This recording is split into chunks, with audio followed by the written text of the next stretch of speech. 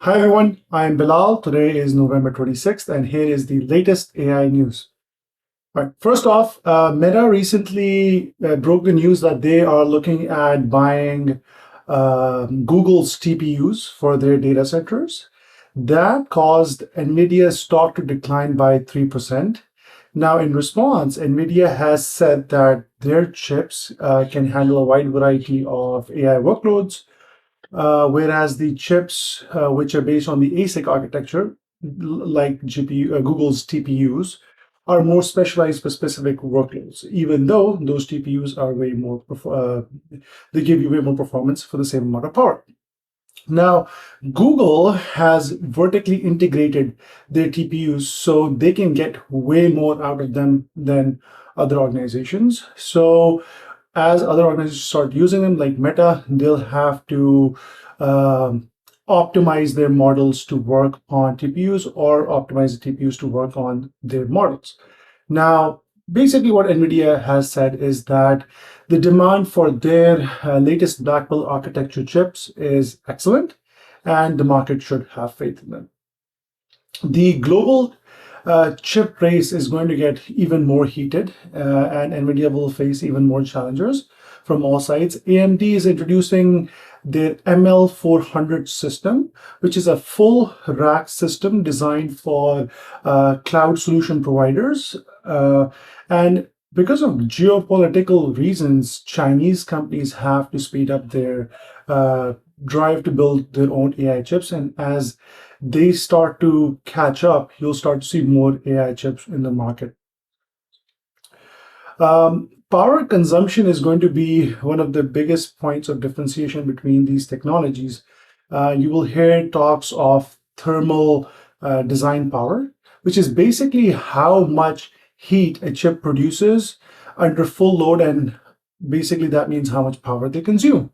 Now, NVIDIA's GPUs tend to be on the higher end compared to Google's TPUs because they're way more power efficient because of the ASIC architecture. Now, power consumption is becoming such a huge topic right now. And I believe NVIDIA and Google are both looking at launching satellites with satellites where they can run their AI workloads, because in the space you have ample amount of cooling and a lot of sunlight for power. More on Amazon. Amazon is pushing its employees to use its own Keto AI tool instead of tools like Copilot and Cursor, which are from Amazon's competition. Now, they're vertically integrating this Keto tool into their whole stack. But Keto only serves models from Claude because Amazon has investment in Claude, right? More on Amazon. Amazon has just launched a new model named FARA 7B, so 7 billion parameter model. It leverages computer interfaces like mouse and keyboard to complete tasks instead of just chat or like text. Now, when you think about that, that means that you can immediately think of things like, oh, online scams can use of it, and they recognize this in their press release. And they've shared recommendations on how to use this model safely. All right, more news on data center development. Reliance is building a $11 billion data center in India. There's been a lot of investment in India. I believe last month, Google committed to around $15 billion of investment over 5 years to create a data center in India. And then Microsoft and Amazon are also investing in the same space. XAI is going to close their $15 billion funding round in December. It will give the company a $230 billion pre-money valuation. And that puts them, I think, third behind OpenAI and Anthropic in AI companies in terms of like highest valuation. Talking about X, so Elon Musk has proposed a challenge to League of Legends players to compete against their Grok 5 model. No date has been set, but I'm excited to witness that.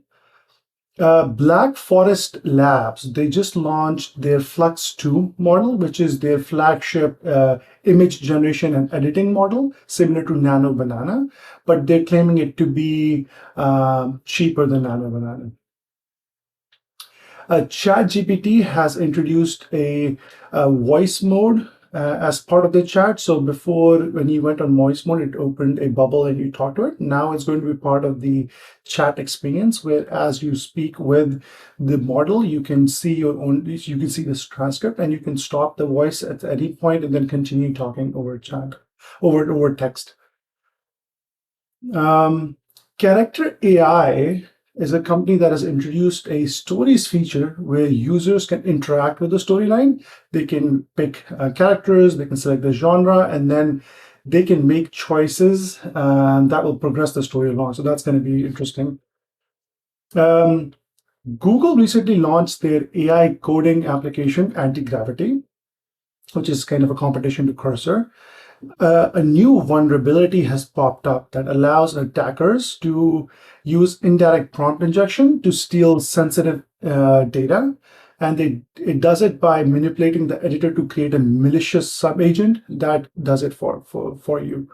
Now, that's the thing about all of these AI tools, is that you have to be careful, and when you start playing around with them, try to use them in sandbox environments which do not have your personal information in them. Right?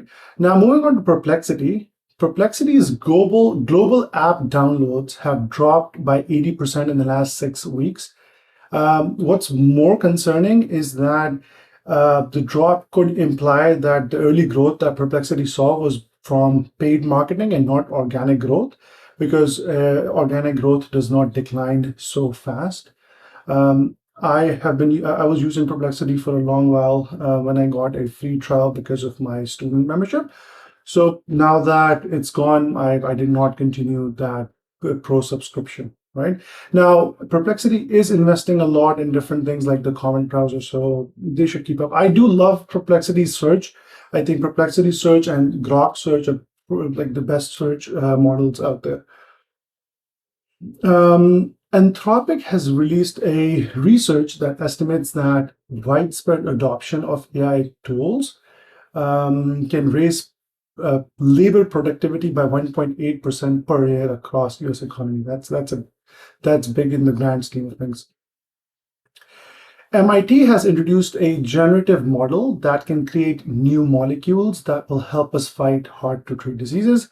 MIT researchers have also found that LLMs can develop pattern matching shortcuts, which are associated with certain sentence structures that are only found in, let's say, specific scientific fields.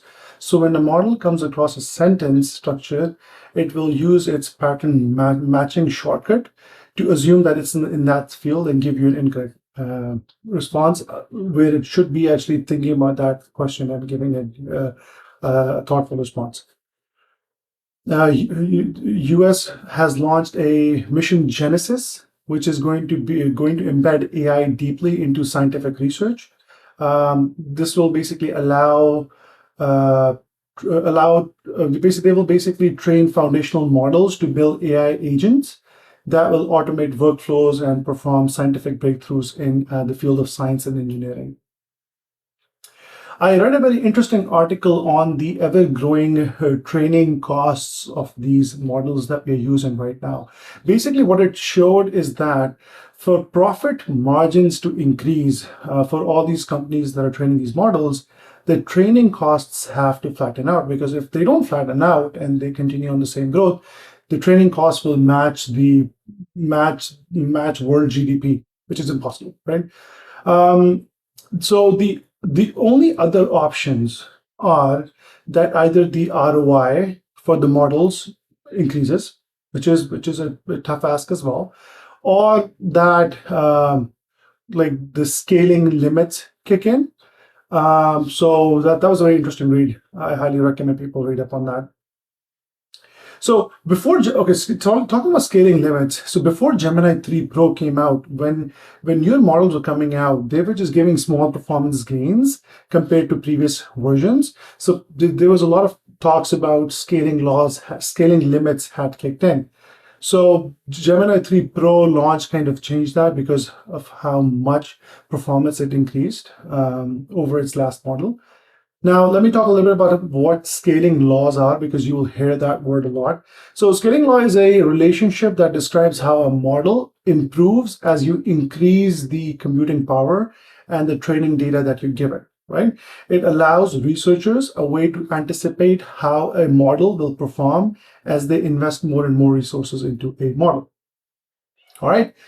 That's all for today, folks. And we had an amazing 2 weeks with a lot of massive advancements in AI.